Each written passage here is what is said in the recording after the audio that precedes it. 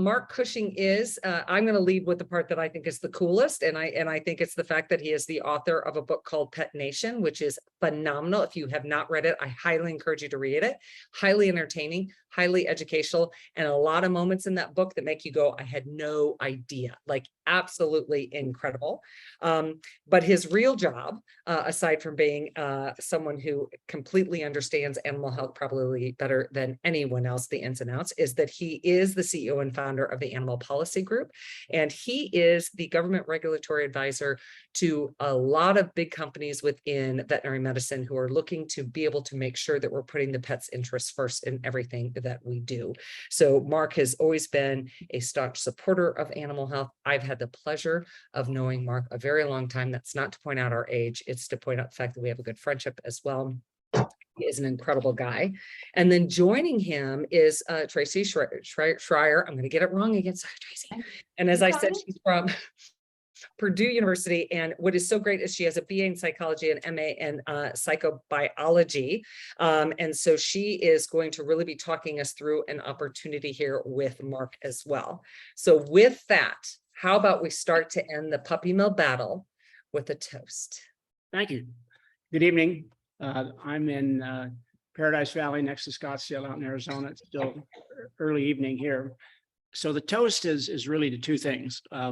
One is to the notion that every American who wants to enjoy the human-animal bond and have a dog or a puppy have the opportunity to do so. And the foundation of tonight's conversation is that proposition that we want to make sure we have the dogs for all Americans, not wealthy, not middle class, lower income, without regard to income, that they have a chance to enjoy it. But tonight's conversation is also to celebrate free speech and open debate, and not anger and not rancor, but just good conversation and good discussion about that topic. So here's to keeping your minds open and having a good next 60 minutes together. Cheers. Cheers, everybody. I love that we always start that way, because then it gives us a moment to all like take a breather before we kind of jump right in. So we obviously know that there's a battle, right? We know there seems to be some friction between veterinarians and breeders, and this notion in breeders in general. And I just wonder, Mark, if you can kind of, let's take a step back and really give like what is currently happening with the current demand situation, because we know that we have issues there, and the status of commercial breeding. So give us a little bit of an overview, lay of the land of what is happening right now. So obviously it takes two dogs to breed a puppy. So breeding is central to the enjoyment of dogs and puppies anywhere in the world, however the breeding is conducted. And there has been, for the better part of 20 years, a phrase, a term, puppy mill. It's been politically a very powerful epithet. It's been very effective. And it has, in most cases, been used to be applied by the users of the word to all commercial breeding in the United States. In other words, if you're a commercial breeder, not a hobby breeder, or your family hasn't spayed and neutered, and you might have a litter a year with your own dogs at home. No, if you're a commercial breeder and that's how you make a living and you do it at some scale, in many cases, you're branded as a puppy mill. And that phrase has become a stigma. And it has led to not just the phrase itself, but there's been 20 years of battles between animal welfare, in some cases animal rights organizations, some local, some national, and the community of commercial breeders in the US. And not every state has as much commercial breeding as other states, but there's probably 6 to 8 states that do a great deal of commercial breeding, and they've been the ground zero, if you will. So it's also a fact that you can go back 10 years. It's not just today's situation or the COVID situation or 3 years ago or something. Roughly 25% of the dogs that people acquire in this country come from shelters or humane societies or rescues, about 25%. So the point being, wherever a dog comes from, ultimately, it was bred originally, somehow, accidentally, intentionally, small scale, large scale, it depends. And there has been a very successful political movement across the country. It began in California in smaller and then larger cities. It moved to states. And now it's close to 300 towns or counties or cities. And I believe it's 4 states. It could be as many as 5 or 6. I apologize if I don't have the number right, that ban the retail sale of puppies. And they ban them on the premise that the puppies that are sold in pet stores are from puppy mills. Therefore, if you want to stop puppy mills, which are viewed as inhumane, unsafe, unhealthy, environmentally deficient, and ultimately bad for the dog places to breed, if you want to stop those, stop the commercial outlet and retail pet stores, and you might solve the problem. And I'm not here to debate tonight, and we would take the whole time if we did debate that. I don't want to. But those bans have been adopted, enforced, and the most recent is in New York, where the governor has on her desk the legislature's ban of the sale of puppies from retail pet stores in the state of New York. And it's expected that the governor will sign it. So it's a battle. That's why, Catherine, we use that term. It's a battle between different interest groups, which is American politics, and that's not surprising. But the premise is what I'm proposing to have us think hard about tonight. And the premise is that all puppies in a retail pet store that come from a commercial breeder, by definition, are puppy mill puppies.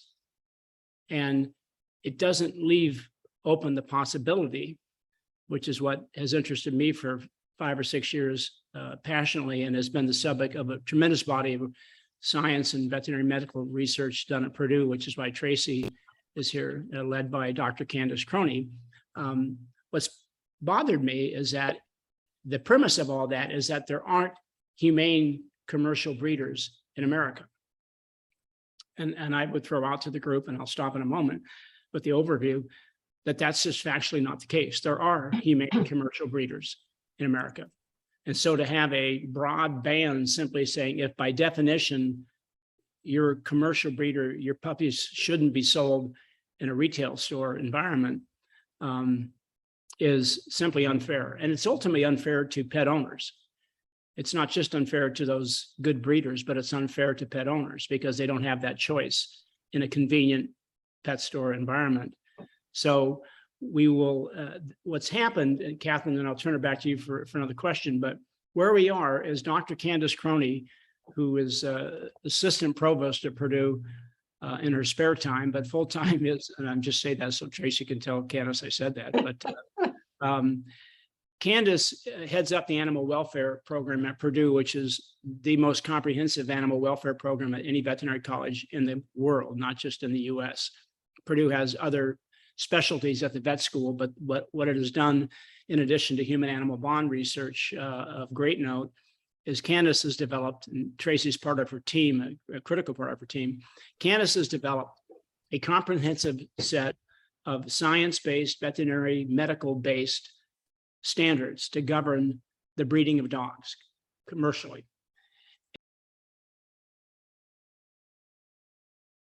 People need to understand that that's the kind of factual dynamic right now, is that a serious American researcher, veterinarian at Purdue, has developed a comprehensive set of breeding standards that took me an hour and a half, and I'm a speed reader. It took me an hour and a half to read them. They are rigorous and serious, and a certification process to actually prove or not prove whether someone can follow those standards.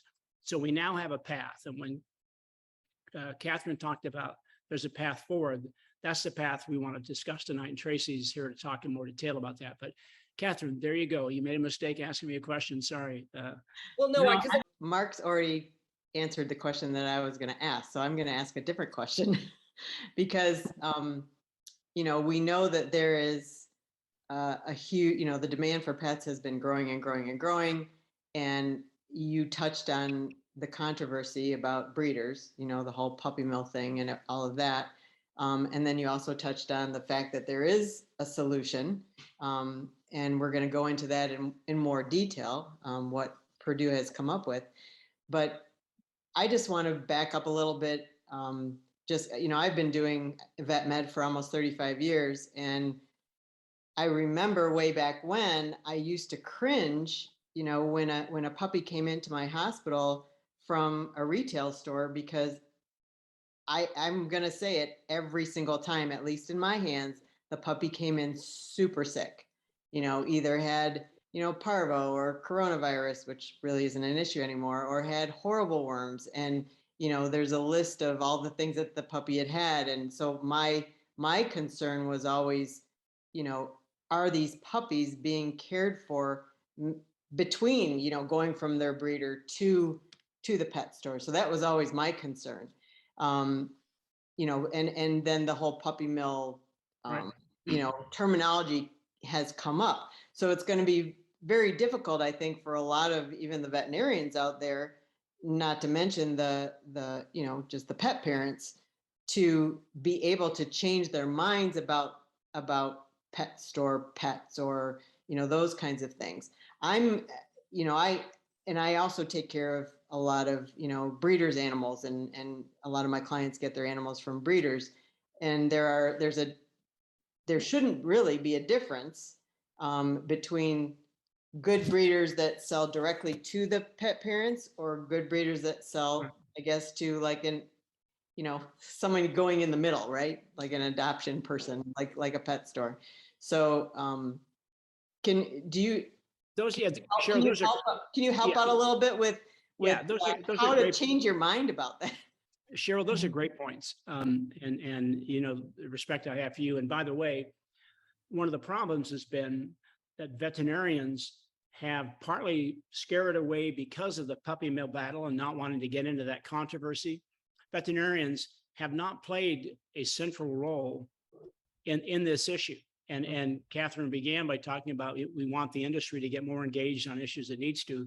This is one that veterinarians have taken a pass on, primarily out of fear of being swept into the quote puppy mill debate and acrimony. And that does need to change. So the premise right now, Cheryl, is that, and this isn't a debate tonight about pet retail store bans. That's the political backdrop. Right. The issue is, if we have a comprehensive, humane set of veterinary-driven breeding standards, and we have a process where an independent third-party auditor that has no stake in the game goes through a rigorous checklist with a breeder, and we have a couple tonight that have gone through that process to tell you what that's like. It goes through a rigorous process to say, are you doing these things?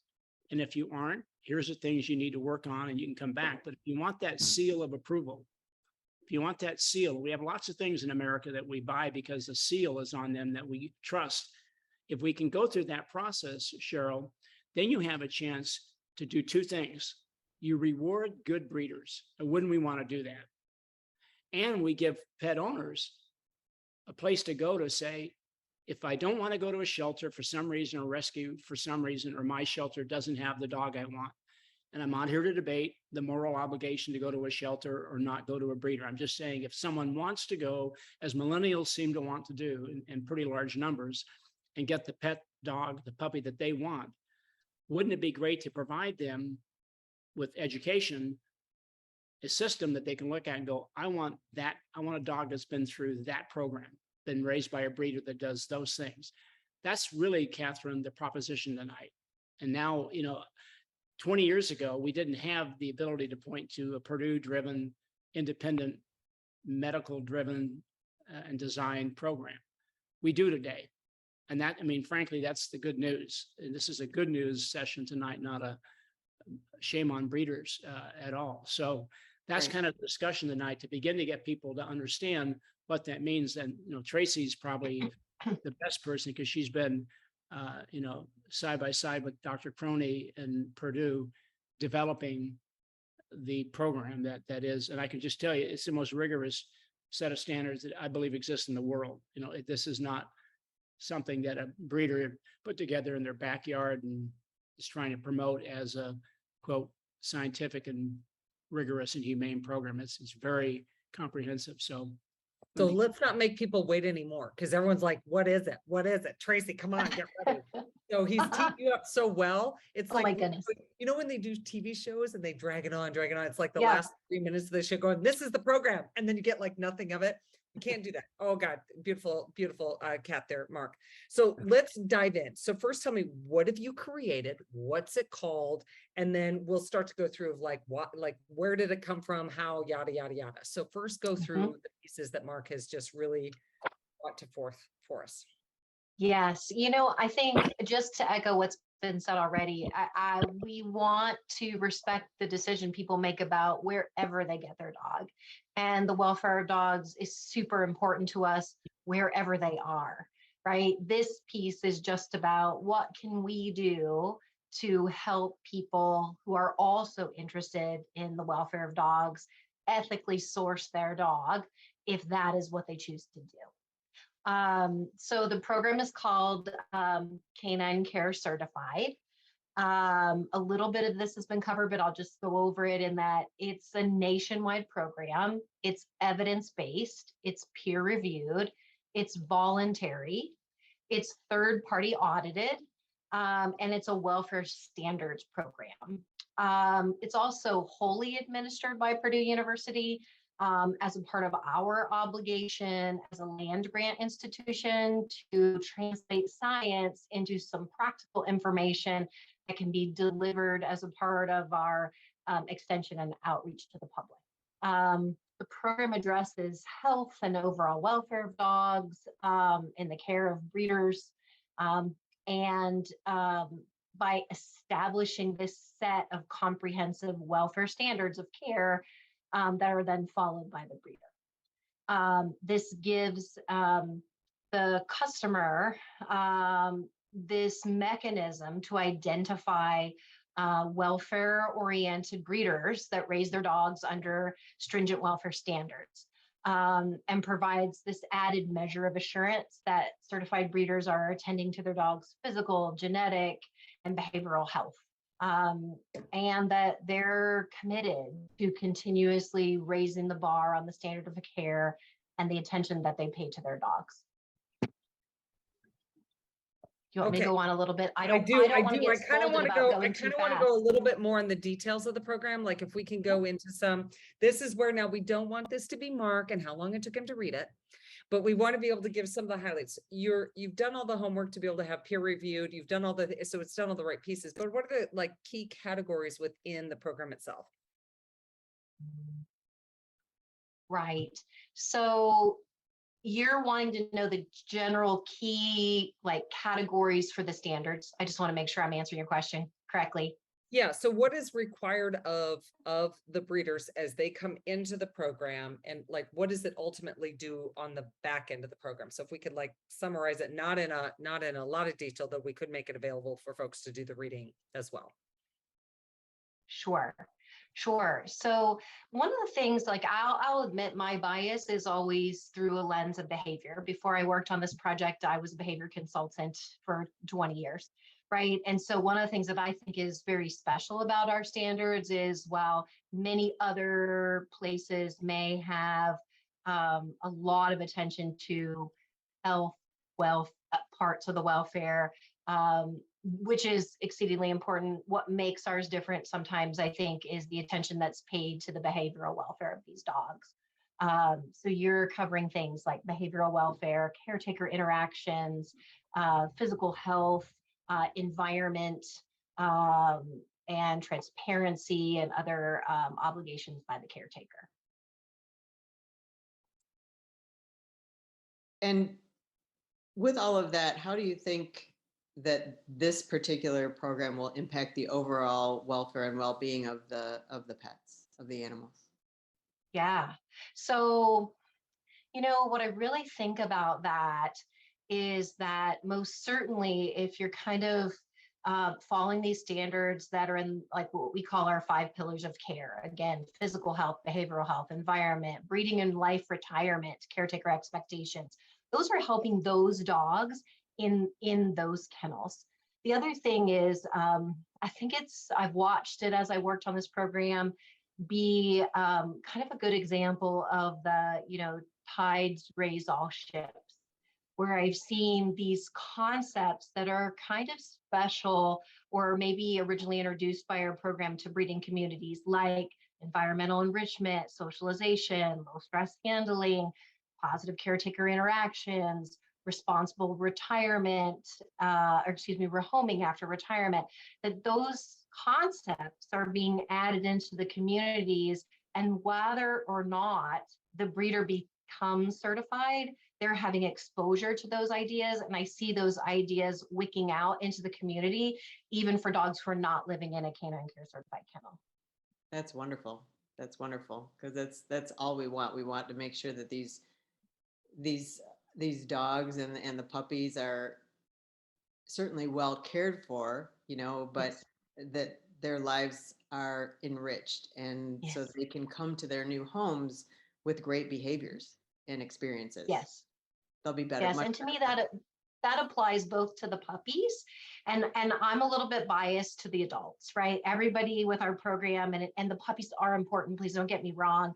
There's lots and lots of focus on the puppies, and we want them to be healthy, both physically and behaviorally. And also, it is exceedingly important that the welfare of the mamas and the dads, right, of the breeding dogs are well protected while they are actually in their breeding career, and then also after they retire, that they are responsibly rehomed so they can have a whole nother part of their life. And how many breeders are already certified? Right, so we have 115 breeders certified today. Great. So this is the cool part, because we've never had this where people bring programs forward and say, this is what we're going to do. And then we never have proof in the pudding. So Mark, can you talk to us about how breeders are feeling about the program? And obviously we have a special guest joining us tonight. Oh, did you break the rules and you muted yourself? You're not supposed to do that. He's not supposed to. Well, you got it. There you go. They're ready. No, They're already unmuted. I introduced to everyone a pure breed Bengal kitten whose nickname is Jimmy Choo, but he's really Jimmy Hoffa. He literally, when I finished, he knocked my computer off, because they knock everything. I mean, he just destroyed my little world here. But when I came back, you were punishing me. I thought I was muted. But so the Canine Care Certified, which Traci emphasized, and this is really central. This is a Purdue University program. Purdue's put its name behind this program, and people always wonder about commercial motives and so forth. But this is Purdue University Canine Care Certified, so in Indiana, Eastern Indiana, in Western Ohio, Pennsylvania, that sort of part of the Big Ten world, if you will. There's a lot of breeding going on, and there's been a great interest by and engagement of a large community of breeders to work with Purdue, to frankly be perceived, but also understand what Purdue's developed and apply it, and to run good businesses doing it with no apologies, and certainly none needed. So we have Myron and Doreen Yoder that have been to the program, and really appreciate them joining us. Traci knows them. I've spoken to a group that they were part of, but I can't say more. But I think if they could introduce themselves, or you want to, Traci, they'd be able to tell everybody here what they went through. I mean, what the process was as a commercial breeder to become Canine Care Certified. Yeah, let me just give a quick introduction. I'm quite grateful for them to both be on this Zoom call tonight. Myron, with a lot of support for Doreen, is the president of the iCall group, which is the breeders group for Indiana. And also they have been, you're gonna have to fill it in for me, Canine Care Certified since 2 cycles at least, right? Like they had their original certification and then they've been recertified. And I will tell you, some of my favorite pieces that come from their kennel are videos that you can see online, or images of their really nice socialization practices for their puppies. And then the conversations that I have with them and the planning that they do to rehome their dogs after they're retired and their breeding career is over. So thank you very much and welcome. So Mark, do you want to jump in and have them walk through kind of their experience? I might suggest that Traci does because she's closer to that program. Sure. I mean, Yeah. So go ahead, Traci, and Catherine will remember a time that I declined the chance to speak. I want to Just put that on the record record. setting right here for anyone in the profession. Yes. That's funny. Well, I think one of the things I'd like to start with for you is, could you tell us like why you did the program and what you think is valuable about it? Well, I guess to start, I'm not quite sure how to answer that question correctly. For one, our main focus as a dog breeder here is obviously the welfare of our dogs. And we've heard about the Canine Care Certified program, and we've had a lot of positive comments coming from it, and we did some research on it. The initial, like looking at the standards, the initial introduction of it seemed overwhelming right at first, but there's a lot of documents that you have to keep track of, and that was an added addition to our program here. But from the results that we've seen thus far, and we were trying to do it right prior to this. We've had all the vet care that was required, but I'd say with the socialization and the interaction with their adult dogs or puppies, all of that, we have seen tremendous positive outcome coming from this, and we definitely wouldn't want to do without the certification. So we're definitely all for it, and we're proud of Purdue for coming up with the certification. Oh, thank you. Yeah, thank you. So can you tell us just a little bit about, they want to know, I'm looking at the question, so I do this correctly. They want to know, like, how long did it take and how did you feel about the process? And then maybe also, I'm going to interject this. How did you, just a little bit about what the actual auditing day was like? I'll let my wife, she's done the audit. I'll fill in on the audit. I get to do all the fun stuff. So the preparation to become Canine Care Certified was a little bit daunting since we were in the first part of Indiana breeders getting certified. So since then, we've had the privilege of helping other breeders go through this certification process. So that part was a little bit daunting. Like my husband said, the rewards are great. As far as the auditing day, not as stressful as you would think. The auditor was amazing. She did a great job making us feel comfortable to go through the process. It was, it took a while, but the rewards are great. Mm-hmm. And So can you can I tell say- me a couple of the things that you usually say with regard to what's the difference you see in your dogs? So first things are puppies. So weighing puppies, we actually do a little bit more than Canine Care requires with our newborns. The health of the puppies is great. The retiring, rehoming process is a ton better by having this program because the socialization starts very, very early. So the health and the welfare of the dogs has been a big reward. I don't know, Myron, do you want to add to that?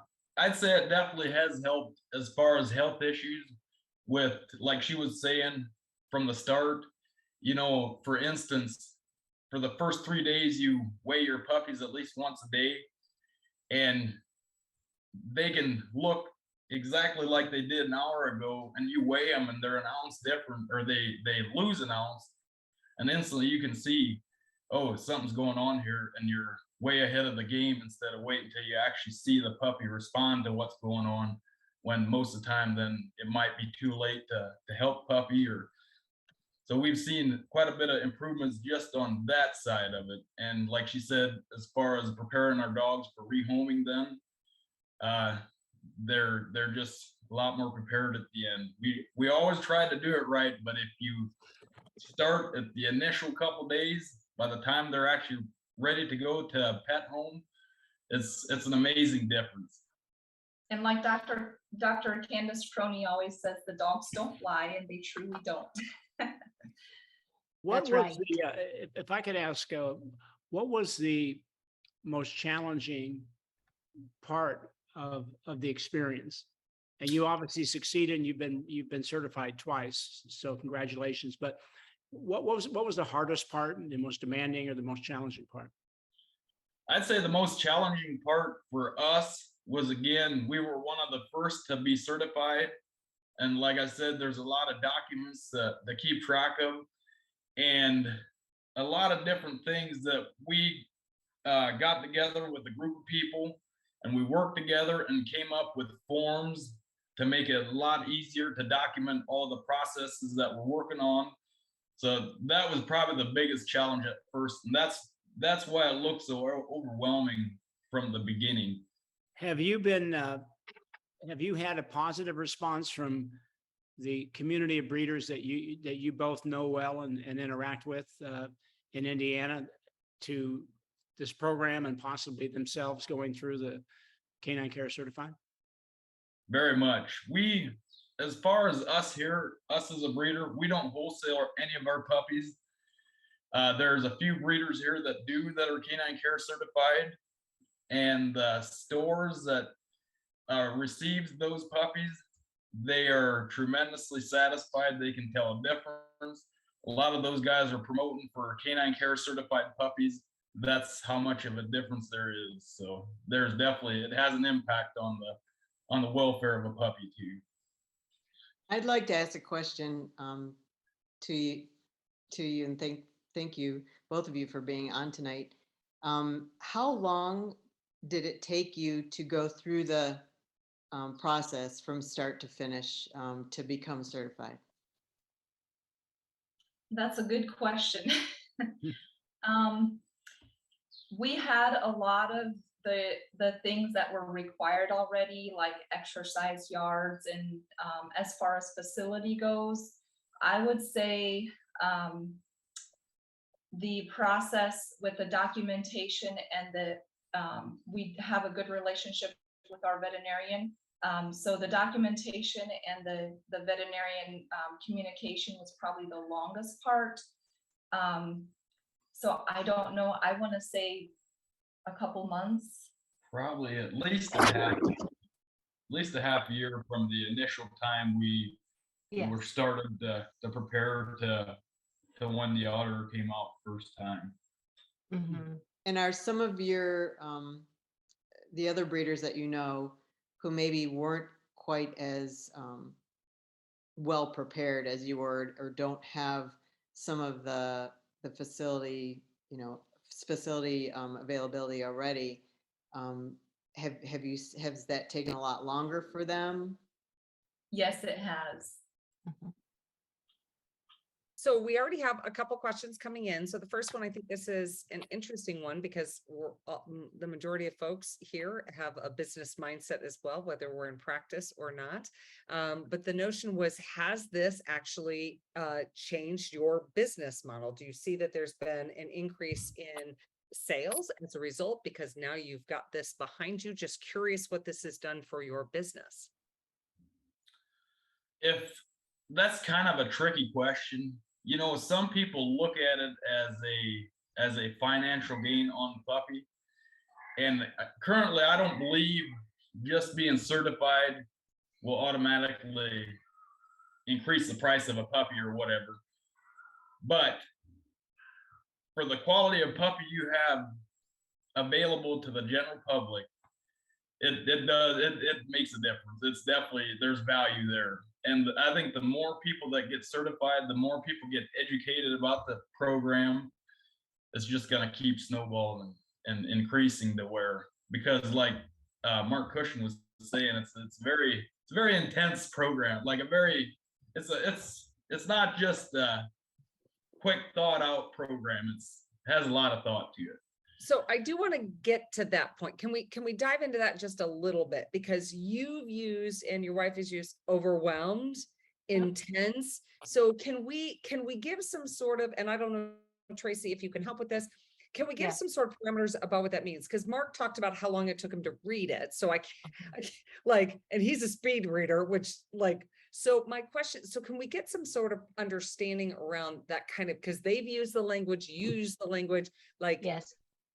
help Yeah. So can I, if you don't mind, Myron and Doreen, I'll interject a little bit and then I'll let you add on, is that you actually will see me wince often when they talk about I was overwhelmed, right? Or it was a lot, because it's my job to help them, right? And I take that job very seriously. What most people are talking about is there's kind of two categories of paperwork, right? And no one wants the paperwork, and many people will use the words overwhelmed about the paperwork, right?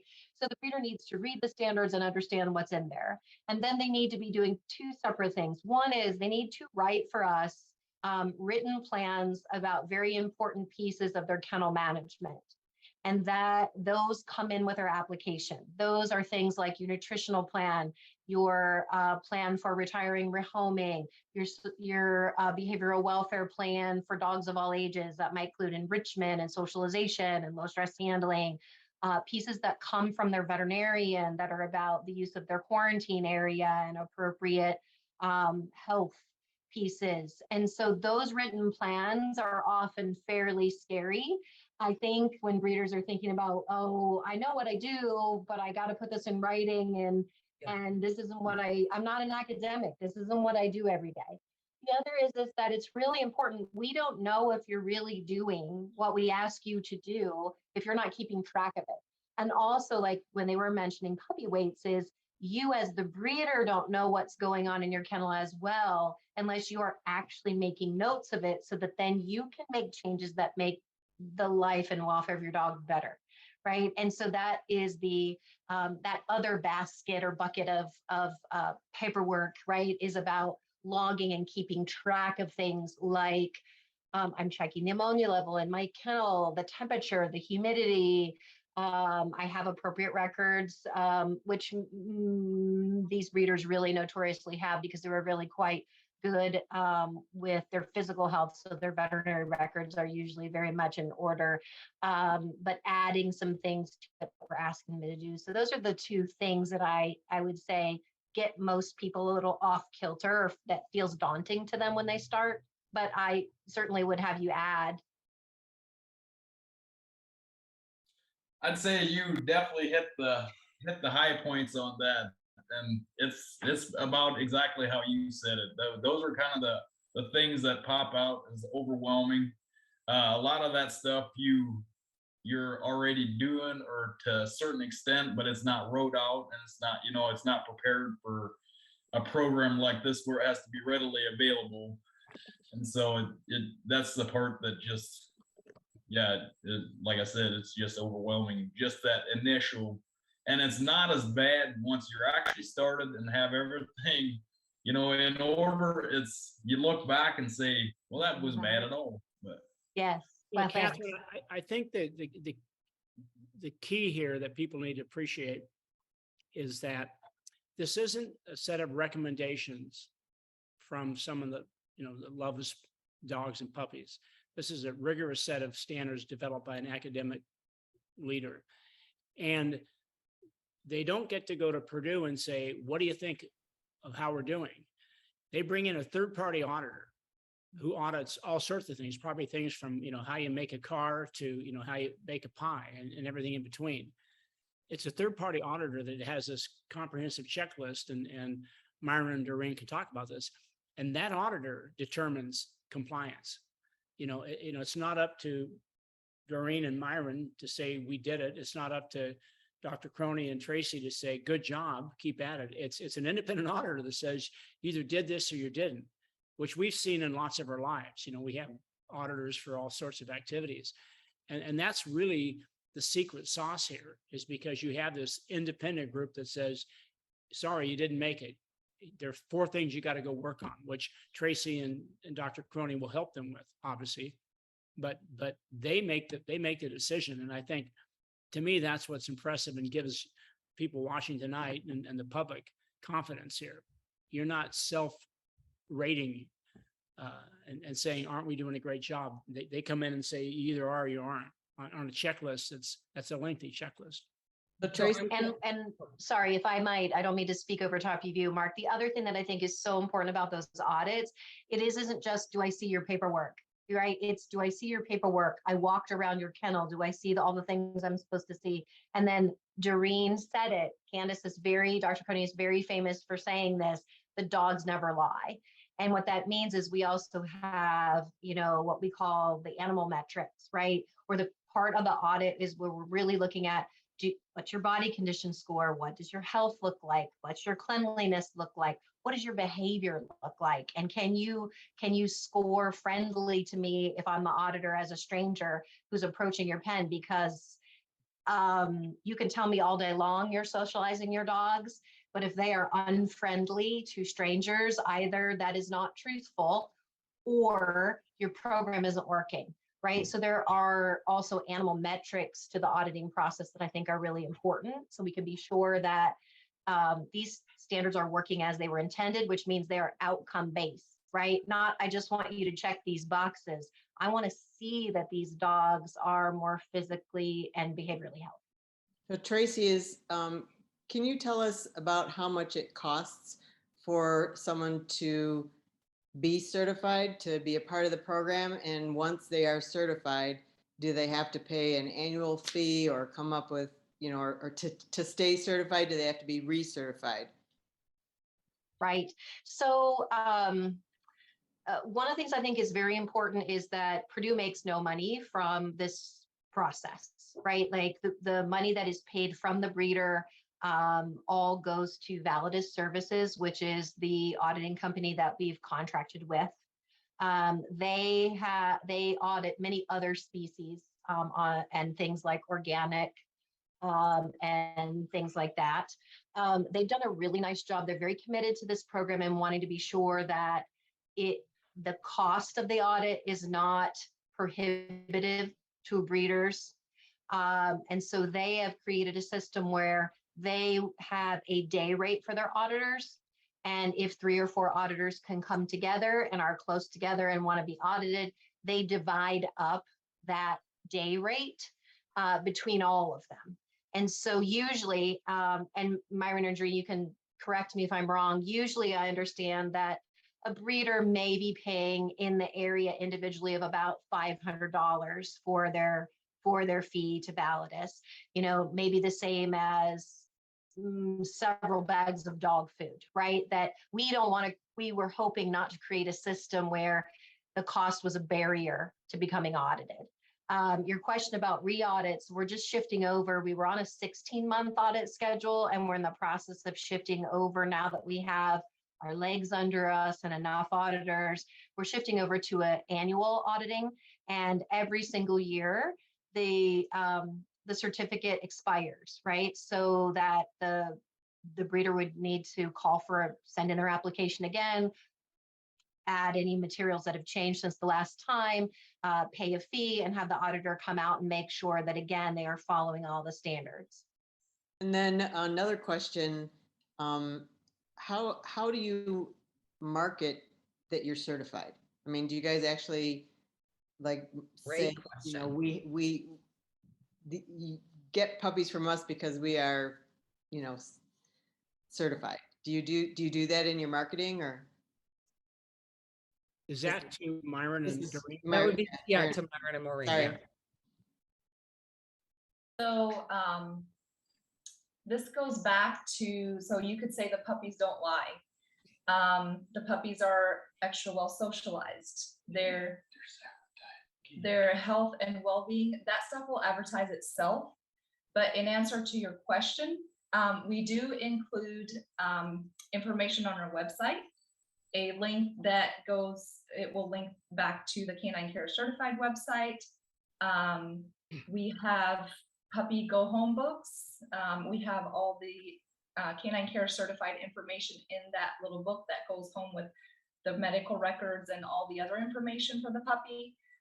So we do, in a sense, market it, social media, website, the go home books and things like that. But I think by implementing the program and following the comprehensive guidelines, it will speak for itself.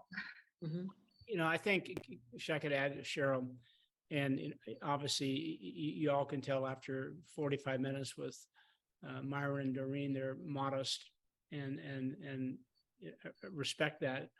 But we would like to see Canine Care Certified become a very well-known, highly respected, the veterinarians, Cheryl, if a client said to you, we'd like to get whatever the puppy they want, and you would say, look for a Canine Care Certified breeder. And we want to get the word out, and even having an event like this Bridge Club, which I, appreciate Catherine letting us do, is to get the word out. I mean, and just the quality of people that are on the screen tonight is to get people to not be shy about saying, ask for that, and ultimately have pet owners say that. And so, ultimately, whether it's online or whatever the source is, they know that they're going to get asked that question. So they ought to find a Canine Care Certified breeder. And now we have 115, and that number is going to grow because we need around 8 to 8.2 million dogs a year in this country. And if you didn't know that, I mean, that's what we need, that we didn't have the year before. Okay. And they have to come That from number went up, Mark. That was big. That's gone up. No, it's the total number is roughly that. It's about 8.2, 8.3 million. And that's what I have in my book. And shelters provide during that year roughly a quarter of that and do a great job of doing that. And some of their dogs do come from breeders, originally. But the point is, we'd like to have people aware now that you could demand a Canine Care Certified puppy. And if a commercial store says we don't have those, tell them they should have those. Or a website. Yeah, A lot So of these it's puppies now are sold available online. national, right? So nationally, Yeah. this is now available. Any breeder, any Yeah. they could all do it. Right. You don't have to be in Eastern Indiana or near, West Lafayette in Purdue. You can. The Validus is a national company that does a third-party verification. So, Are there any other veterinary schools that are doing something similar or looking to, I guess, help you out or? Mimic it, duplicate. Yeah. Have you heard of anything? Cheryl, I'll tell you what I know. Candace has a following. Do veterinary schools encourage graduates during their 4 years they have them, or 3 years they have them, to provide services to breeders? I don't know that they do. I don't think a lot of veterinarians even consider that part of their potential practice. We hope to change that. But I do know, Traci, you can speak to that. Canada says, and Traci, that program has a following. And I think vet schools are paying attention to it. Would you agree? I would, and getting this program off the ground was a huge undertaking that is really a credit to Dr. Croney. And so I imagine, and the way it's worked so far is our engagement with other scientists, with other universities, has been about collaborating in scientific research or educational outreach, not about replicating a program, right? Because of just what it takes to get that. And as you said, because it is a national program where Validus can audit breeders wherever they are. We do most certainly do a lot of engagement in those educational and research projects with other academics.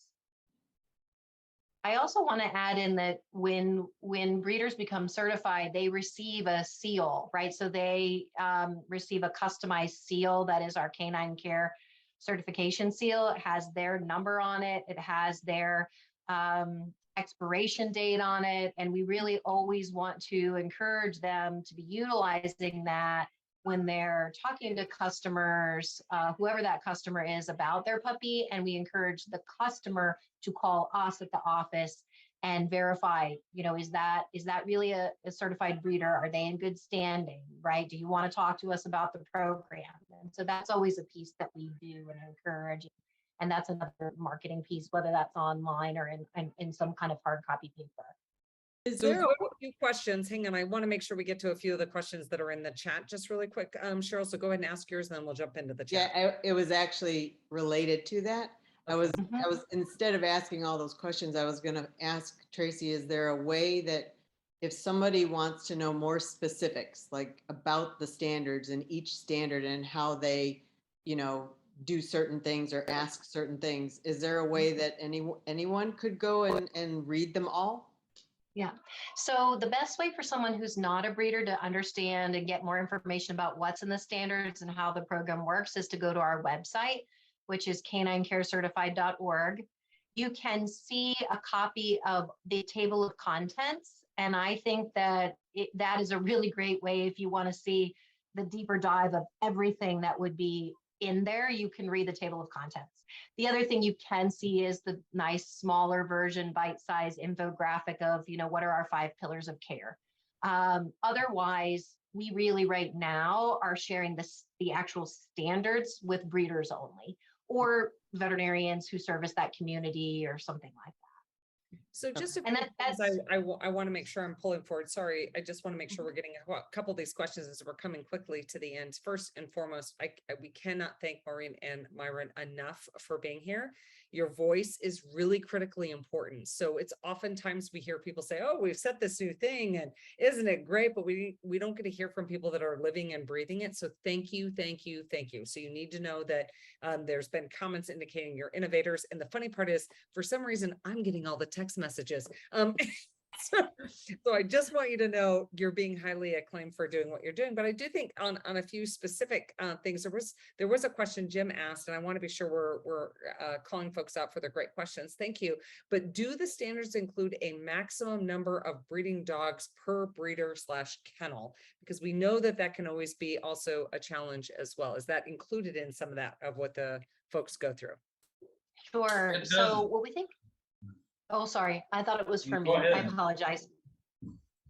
No, Go ahead. either can answer either. Yes, what I'll tell you is the standards do not say that you may not have a particular number of dogs. Our research is confirming right water is wet, which is the ratio of caretaker to dogs is very important. And so what we do is we say, you must do these things and you must do all of them. And if you hire enough staff to be able to do that, good for you. But you can't accomplish it and accomplish it all if that ratio is not appropriate, right? And so really what we have seen is many breeders have made choices on their own to scale down the number of dogs that they have, but that is not something that we say, you may not have over X number of dogs.